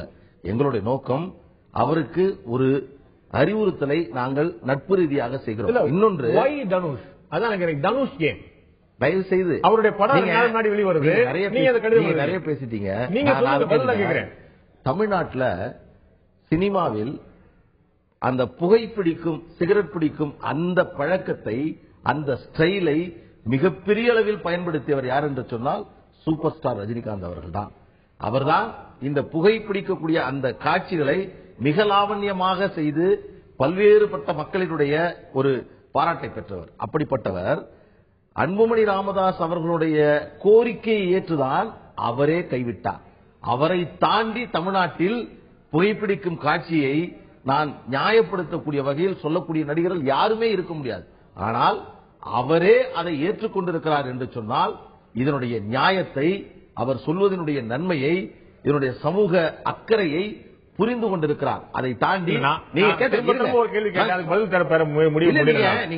முடிச்சிடறோம். அதாவது தனுஷ் அவர்களை பார்த்து ஏன் இந்த கேள்வி, அந்த கேள்விக்கு மிகச்சரியான பதில் எங்களுடைய கடிதத்திலே சொல்லியிருக்கிறார்.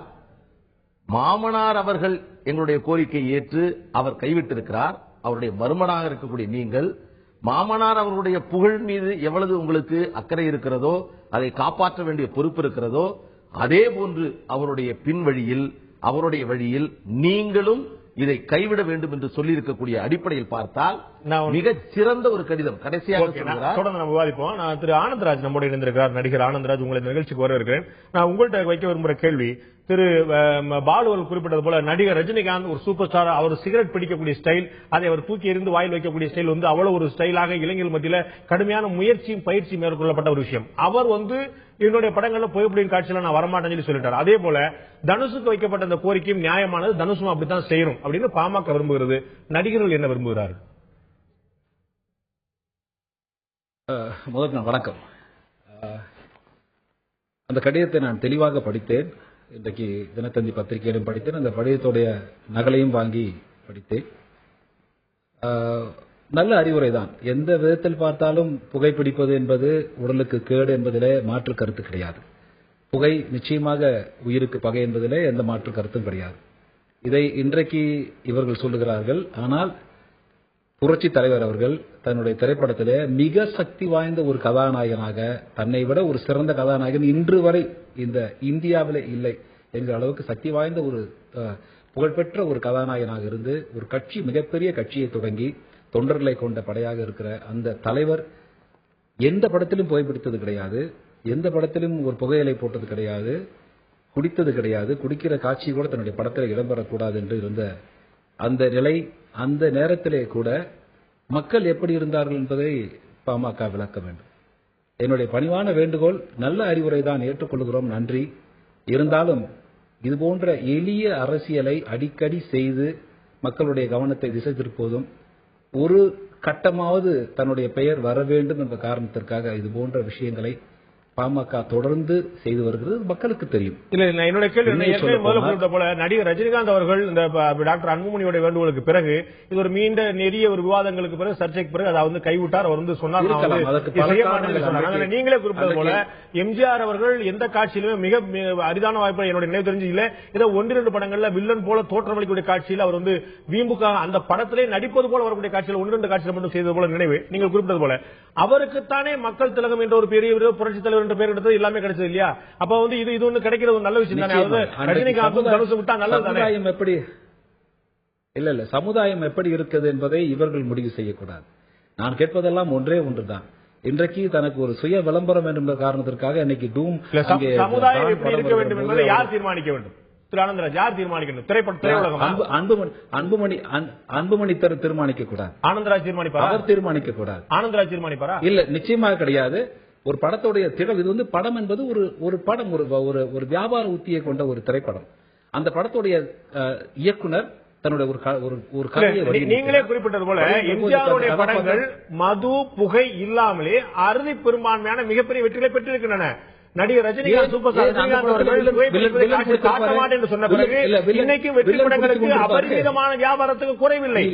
புகைப்பிடிக்கூடிய காட்சிக்கு நான் சொல்வதெல்லாம் அன்றைக்கு கூட கதையிலே ஒரு வில்லன் பிடித்துக் கொண்டிருப்பார், வில்லன் பிடிப்பார். இப்போது நான் அமர்ந்திருக்கிறேன், நான் திரைப்படத்திலே வில்லனாக நடிப்பவன் தான். ஆனால் இதுவரை சுட்டு சாராயம் நான் குடித்தது கிடையாது, நான் இதுவரை புகைப்பிடித்தது கிடையாது, இதுவரை புகையிலை போட்டது கிடையாது. காரணம் ஒரு நல்ல தலைவருடைய கட்சியிலே தொண்டனாக இருக்கிற காரணத்தால் இதுவரை எந்த தீய பழக்கத்திற்கும் நான் அடிமையானவன் அல்ல. பாட்டாளி மக்கள் கட்சி வேண்டுமானால் என்னுடைய ரத்தத்தை பரிசோதனைக்கு தர தயாராக இருக்கிறேன். இன்றைக்கு திரையுலகத்துக்கு உபதேசம் மன்னிக்கணும் இருங்க நான் பேசி முடிச்சிடுறேன். தன்னுடைய கட்சியிலே இருக்கிற தொண்டர்களை, தன்னுடைய கட்சியிலே இருக்கிற பாட்டாளி மக்கள் கட்சியில் இருக்கிற தொண்டர்களை புகைப்பிடித்தால் என் கட்சியிலே இடமில்லை, குடித்தால் என் கட்சியிலே இடமில்லை, நாளைக்கே விரட்டி அடிக்க தயார் என்றால் அவருக்கு சலாம் போட நாங்கள் தயாராக இருக்கிறோம். இல்ல அவரும் விரட்டி அடிப்பேன்னு சொல்லியே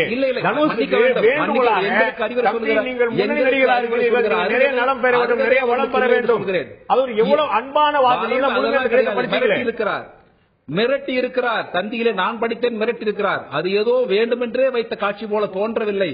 ஏதோ ஒன்று படம் அது என்ன இவர் யார் மிரட்டுவதற்கு? எங்கள் கதையை அவர் சொல்றாரு இது இந்த படத்துக்கு அவசியமான காட்சிகள் இல்லை என்றால் வராது போல அல்ல. இல்ல அவர் சொல்லி இருக்கிற காட்சி நன்றாக பாருங்கள். ஏதோ ஒரு வேண்டுமென்ற ஏதோ ஒரு சந்தர்ப்பத்துக்காக வச்ச காட்சி மாதிரி தோன்றவில்லை. அப்படின்னு என்ன அர்த்தம்? இது இவரை புண்படுத்த வேண்டும் என்று கதையில வைக்கிறோமா? கிடையாது, அது இல்லை. நாங்கள் அன்போடு கேட்பதெல்லாம் இன்றைக்கு கூட அவர்கள் போடுகிற வேஷம் டாஸ்மார்க்கை மூடு, குடிப்பவனை முதல்ல நிறுத்த சொல்லுங்கள், குடிப்பவனுக்கு என் கட்சியில இடமில்லை என்று சொல்ல சொல்லுங்கள். அதற்கு பிறகு பூசைத்த மற்ற சொல்லலாம். உன் முதுகிலே ஒரு வண்டி அழுக்கை வைத்துக் கொண்டு இன்னைக்கு கோவையில போட்ட நீங்க குறிப்பிட்டீங்க. நீங்க அதிமுக ஒரு முக்கிய பிரமுகரா இருக்கிறீங்க, கட்சிக்கான கடுமையான பிரச்சாரம் மேற்கொண்டு வரீங்க தேர்தல் சமயங்கள்ல. நான் கேட்கிறேன், நீங்க சொல்றீங்க ரத்தத்தை சோதித்து காட்ட தயாரா இருக்குன்னு சொல்லிட்டு அதிமுக இருக்கக்கூடிய அத்தனை பேரும் அத்தனை தொண்டர்களும் ஒரு சொட்டு மது அருந்தார்கள் புகைப்பிடிக்க பழக்கம் இல்லாத உங்களை போலவே என்று உங்களால் சொந்த விருப்பம், அதுதான் சொந்த விருப்பம். கட்சி விட்டு நீக்கணும், அதிமுக இருந்தால் சொந்த விருப்பமா? அதை சொல்லுகிறாரே, அதை சொல்லுகிற போது மேடை மேடையாக ஏறி ஊர் ஊராக ஏறி நீங்கள் பிரச்சாரம் நாடகமாகவே இருந்தால் தயவு செய்து மன்னிக்க வேண்டும். இந்த ஒழுக்கத்தை முதலில் நாடகமாகவே இருக்கட்டும், ஒரு நாடகமாக இருந்தாலும் கூட ஒரு நல்ல முயற்சி மீண்டும் மீண்டும் பேசப்படுவது வரவேற்க வேண்டிய விஷயம் அல்லவா? யாரிடம் சொல்ல வேண்டும் என்கிறதா இருக்கிறது. உங்களுக்கு விளம்பரம் கிடைக்கும் என்பதற்காக எங்களிடம் மோதிக்கொள்வதோ திரையுலகத்தில் மூக்கை நுழைப்பதோ அது ஒரு தனி கதை. சென்ற படத்திலே தம்பி தனுஷ் அப்படி நடிக்கவில்லையே, பொதுவாக நடித்தார். எத்தனை படத்தில் நடித்திருக்கிறார்? இந்த ஒரு கதை அந்த இயக்குனர் உருவாக்கி கையில தந்திருக்கிறார். அதற்காக செய்வதற்கும் முந்திக் கொண்டு அதிலே ஒரு அறிக்கையை தந்து இவருக்கு இன்றைக்கு வெளிப்படையாக சொல்ல போனால் இவர் மத்திய அமைச்சராக இருந்தபோது புகைக்காக போராடிய போது இவருக்கு எவ்வளவு பணம் கைமாறி இருக்குமோ என்ற சந்தேகம் எல்லாம் அப்போது வந்தது. எதற்காக போராடுவார்? இதெல்லாம் குற்றச்சாட்டுகள். ஆனந்தராஜ் நம்ம 2G போட்டோம்ல, காமன்வெல்த்துக்கு போட்டோம்ல, இப்ப இருக்கக்கூடிய குற்றச்சாட்டு பேச முடியாது. நீங்க வழக்கு தொடரலாமே, யார் தடுக்கிறா? இருக்கலாம், இன்றைக்கு பேச்சு இருக்கிறது. அப்படித்தான் ஒரு விஷயத்தை நடிகர் ரஜினிகாந்த் புகைப்பிடிவுடைய காட்சியில் ஈடுபடுவதில்லை, அகில உலக நாயகன் கமல்ஹாசன் ஈடுபடுவதில்லை, அஜித் ஈடுபடுவதில்லை, சூர்யா ஈடுபடுவதில்லை, தனுஷ் கோரிக்கிறாங்க. பிரபலமான நடிகர்கள் எல்லாம் இதை கைவிடும் போது நாட்டுக்கு நல்லது, அவங்களுக்கு நல்லது, அவங்க ரசிகர்களுக்கு நல்லது. நிச்சயமாக இருக்கலாம். அடுத்த படத்துல விட்டாலும் நல்லதுதான், தனுஷே பிடிக்காம விட்டாலும் நல்லதுதான். ஆனால் அதை சொல்லுகிற அருகதை யாருக்கு இருக்குன்றது நான் என்னோட கேள்வி. உரிமை யாருக்கு இருக்கு? அவருடைய அருகதை பத்தி கேட்கிறீங்க, கடுமையான இன்றைக்கு உங்களுக்கு தெரியும், இன்றைக்கு பொது இடங்களில் புகைப்பிடிக்க முடியாது என்று ஒரு சட்டம் அமல் இருப்பதற்கு காரணம் யார்? இருக்கட்டும், நல்ல விஷயமா இருக்கலாம். ஆனால் இதை எத்தனை பேர் அவருடைய கட்சியில இருப்பவர் கடைபிடிக்கிறார்கள்? தன்னுடைய நிச்சயமா கட்சியிலும் கடைபிடிச்சாதான் மத்தவங்க பேசுறது சரியா இருக்குமா? ஒழுக்கத்தை சொல்லு. அவர் சொன்னது போல விஷயம் பாத்தீங்கன்னா, திரையுலகம் வந்து ஒரு தனித்து இயங்கக்கூடிய ஒரு நிறுவனம், ஒரு அமைப்பு. இதுல வந்து நடிகர்கள் புகை பிடிக்குமா வேண்டாமா, கதை அம்சத்துல தண்ணி அடிக்கிற மாதிரி இருக்கணுமா வேண்டாமா, அவங்களுக்கு வந்து ஒரு கள்ள தொடர்பு இருக்கு, நல்ல தொடர்பு இருக்கு, அந்த 2 மனைவி, இதெல்லாம் வந்து நம்ம விவாதிக்க வேண்டிய விஷயமா? இது நீங்க வந்து திரையுலகத்தை அவர் சொன்னது போல நீங்கள் ஒரு கட்சியை கட்டமைப்பதை தாண்டி, ஒரு முதலமைச்சர் வேட்பாளர் முன்னிறுத்ததை தாண்டி எப்படி படம் வர வேண்டும், எப்படி செய்தி வர வேண்டும் என்பதெல்லாம் தீர்மானிக்க போகிறீர்களா? அதாவது நான் இந்த விவாதத்திற்கு வந்ததே ஒரு நடிகரோடு நான் பேச வந்திருக்கிறேன் என்றுதான் நான் நினைத்து வந்தேன். தொடர்ந்து இது போன்ற விவாதங்களில் அரசியல்வாதிகளோடு பேசி பேசி நான் நீண்ட காலமாக ஆகிவிட்டது. ஆனால் இது போன்று ஒரு நல்ல ஒரு செய்தி, ஒரு நடிகர் அவர் திரைத்துறை தொடர்பான செய்திகளை சொல்வார், அவரோடு விவாதிப்பது ஒரு ஆரோக்கியமாக இருக்கும் என்ற ஒரு மகிழ்ச்சியோடு நான் வந்தேன்.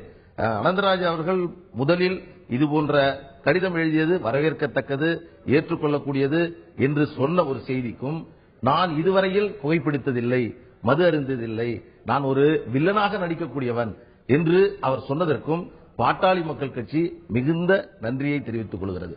அதே வேளையில் அரசியல் ஆர்வத்தின் காரணமாக அவர் மீது இருக்கக்கூடிய பற்றுதல் காரணமாக வந்த கோவத்தை நல்லா கட்டுப்படுத்த இல்ல, நான் எப்படி சொல்றேன்னா, இல்ல மீண்டும் நான் எப்பயுமே இந்த விவாதம் என்பது ஒரு நாகரிகத்தோடு நடக்கணும். அவர் சொல்றாருங்கிறதுக்காக எல்லாத்தையும் நம்ம பேச முடியாது. அவர் பேசியதில் ரொம்ப ரொம்ப அழுத்தமான செய்தி 2. ஒன்று, இதை சொல்வதற்கு உங்களுக்கு தகுதி இல்லை என்பது மிக மோசமான ஒரு விமர்சனம். ஒரு நடிகராக அந்த விமர்சனத்தை திரு அனந்தராஜ் அவர்கள் வைத்திருப்பது மிக மிக தவறு. நீங்க பதில் சொல்லிட்டீங்க. நான் ஒரு கட்சி நான் முடிச்சிடறேன். என்னுடைய கட்சியை சார்ந்தவனாக நான் வந்திருக்கிறேன். இன்னொரு செய்தி, அவருடைய அரசியல் ஆர்வத்தின் காரணமாக எல்லை தாண்டி போய் இன்னொரு செய்தியை சொல்றார், பணம் கைமாறியது என்று சொல்லுகிறார். நான் மீண்டும் தந்தி தொலைக்காட்சி என்பது பல லட்சம் பேர் பார்த்துக் கொண்டிருக்கக்கூடிய ஒரு நிகழ்ச்சி. பொறுப்புணர்ச்சியோடு அமைதியோடு நாங்கள் சொன்ன செய்தியின் காரணம் என்னவென்றால், இது இளைஞர்களை பாழ்படுத்தக்கூடியது.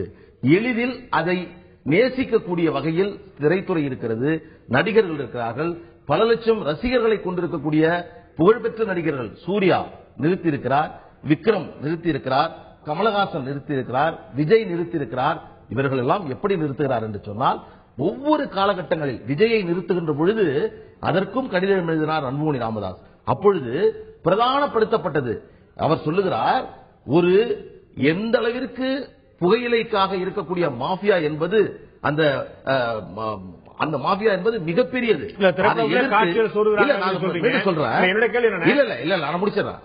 நீண்ட நேரம் பேசினாரு.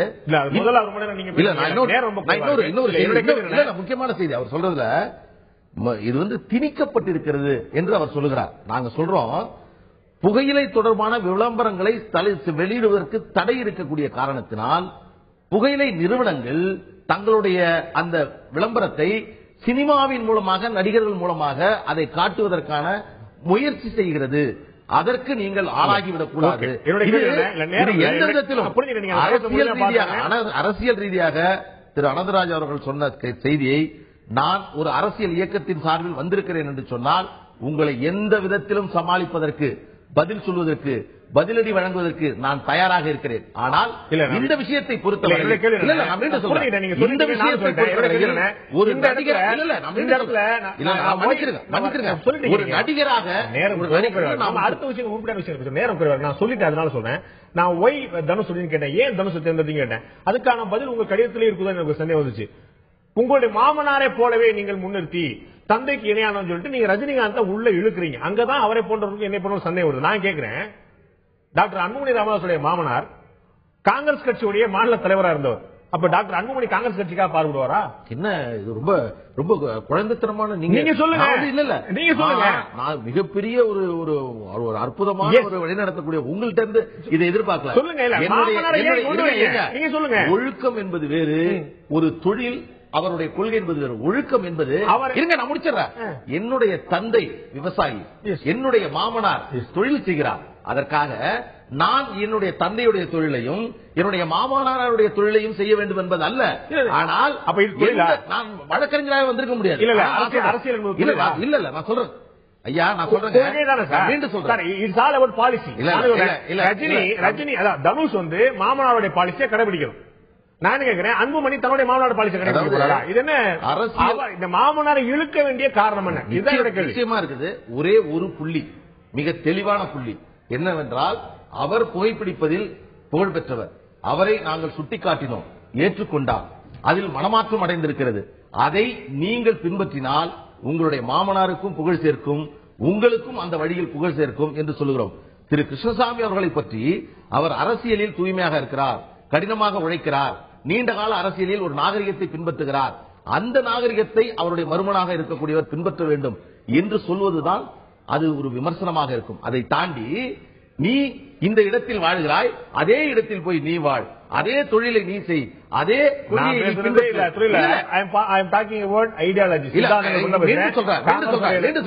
கொள்கை ரீதியான விஷயத்தில் இந்த செய்திக்கும் நீங்கள் சொல்லக்கூடிய அந்த ஐடியாலஜி மட்டும்தான் அது உங்களுக்கு பொறுத்த இருக்கு. உங்களுக்கு நினைக்கிறேன். சுருக்கமாக இறுதியா திரு ஆனந்தராஜ் கேட்க விரும்புறேன். திரு அன்புமணி கடிதத்தில் சொல்லியிருக்காரு, 52% புகைப்பிடிக்கக்கூடிய இளைஞர்கள் 52% பேர் திரைப்படங்களை பார்த்துதான் புகைப்பிடிக்கிறோம் என்று சர்வதேச சுகாதார நிறுவனம், உலக சுகாதார அமைப்புடைய தகவல் சொல்லியிருக்காங்க. 52% பேர் சினிமா பார்த்தான் சொல்றாங்க. உங்களுக்கு தெரியும், சினிமால புகைப்பிடிக்கக்கூடிய காட்சியும் மதுரக்கூடிய காட்சியும் போட்டுட்டு கீழே வந்து புகைப்பிடிப்பது உடல்நலத்துக்கு கேடு, மதுரத்தை உடல்நலத்துக்கு கேடு போடுறதை விட புகைப்பிடிக்காமல் இருப்பது நல்லதல்லவா? சுருக்கமாக உள்ளது. நிச்சயமாக நல்ல விஷயம் தான். நான் அதை இல்லை என்று மறுக்கவில்லை. இன்றைக்கு அகில உலகத்தில் இருப்பதை விட, இந்தியாவில் இருப்பதை விட அகில உலகங்கள் அதிலே அதிக கவனம் செலுத்துகிறார்கள். ஆங்கில படத்திலே கூட அது போடப்படுகிறது.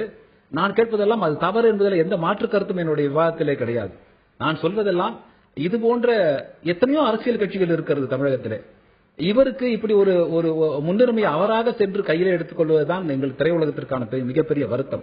ஒரு நடிகனாகவே திரு பால் அவர்கள் சொன்னதை போல அருமை நண்பருக்கு அன்போடு சொல்கிறேன், நான் வந்து ஒரு அரசியல் கட்சியாக பேசவில்லை, நடிகர்களே ஒருவராகத்தான். அதிலும் தாண்டி நீங்கள் இப்போது பின்பற்றிக் கொண்டிருக்கிற அந்த கொள்கை, இப்போது உங்களுடைய பிரச்சார முழக்கம் இருக்கிறதே, அந்த முழக்கத்திற்கெல்லாம் சேர்த்து நான் இந்த செய்தியை சொல்ல விரும்புகிறேன். இரண்டுமே ஒழுக்கத்தில் கட்டுப்பட்டதுதான். இரண்டு, அதாவது ஸ்மோக்கிங் இன்ஜுரிஸ் ஆஃப் ஹெல்த், அதாவது ஸ்மோக்கிங் உடலுக்கேடு, குடிப்பழக்கம் உடலுக்கேடு தான். நீங்கள் சொல்வதை போல் நாங்கள் ஏற்றுக்கொள்கிறோம். அந்த ஒழுக்கத்தை உங்களிடம் நாங்கள் எதிர்பார்க்கிறோம், அவ்வளவுதான், வேறொன்றும் இல்லை. இது ஒரு கதாபாத்திரம், இது ஒரு கற்பனை கதை. இதிலே வந்து நீங்கள் மூக்க நடிப்பதும், இதை விட நீங்கள் இன்னும் உங்களுடைய கட்சியில இருக்கிறதே குடிப்பவனை நிறுத்திவிட்டு நீங்கள் பத்திரிகை சொன்னாலும் இன்னும் பலமாக இருக்கும். உங்கள் மீது இன்னும் மதிப்பு மரியாதையும் பெறும் என்பது என்னோட அன்பான வேண்டுகோள். நிச்சயமாக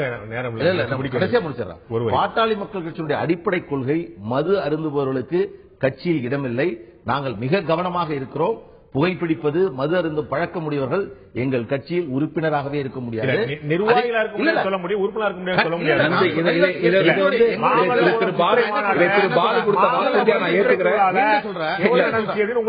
மிக கவனமாக அறிவிக்கிறோம்.